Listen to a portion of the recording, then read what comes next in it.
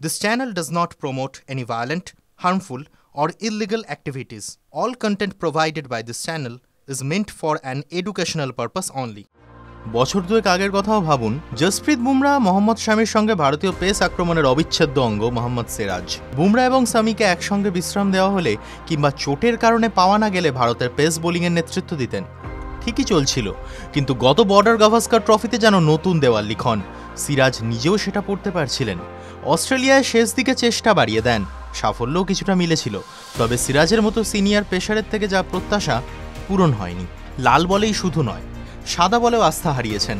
ঘরের মাঠে ইংল্যান্ডের বিরুদ্ধে টি-20 ওয়ানডে সিরিজে জায়গা হয়নি, চ্যাম্পিয়ন্স ট্রফির প্রাথমিক স্কোয়াডেও রাখা হয়নি। ভারতের ওডিআই ক্যাপ্টেন রোহিত শর্মা এই নিয়ে প্রশ্নের মুখেও পড়েছিলেন। সিরাজকে না রাখার কারণ হিসেবে রোহিত জানিয়েছিলেন, পুরনো বলে কার্যকর হতে পারছেন না।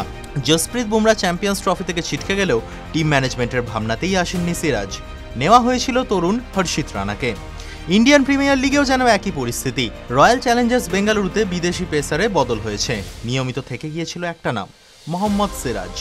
উইকেট নিলে তিনি যত না সেলিব্রেশন করেছেন, তার চেয়ে অনেক বেশি উচ্ছ্বাস দেখা গিয়েছে বিরাট কোহলির মধ্যে। চেন্নাই সুপার কিংসে যেমন মহেন্দ্র সিং ধোনি, আরসিবিতে তেমনই বিরাট কোহলি।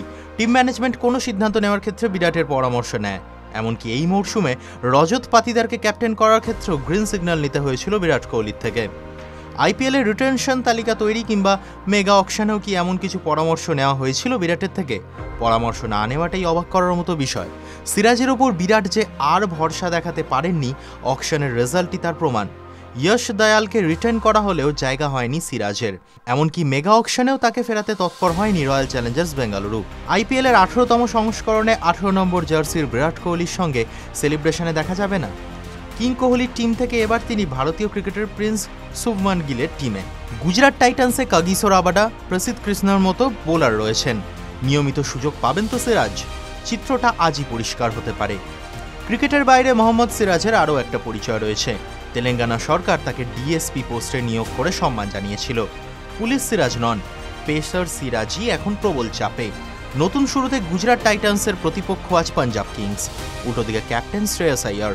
প্রত্যাবর্তনটা যেন তার কাছ থেকেও শিখতে পারেন সিরাজ। আইপিএলে মিয়া রাজ দেখা গেলে দ্রুতই হয়তো সাদা বলেও জরুরি হয়ে উঠবেন। টিভি9 বাংলা ডিজিটাল।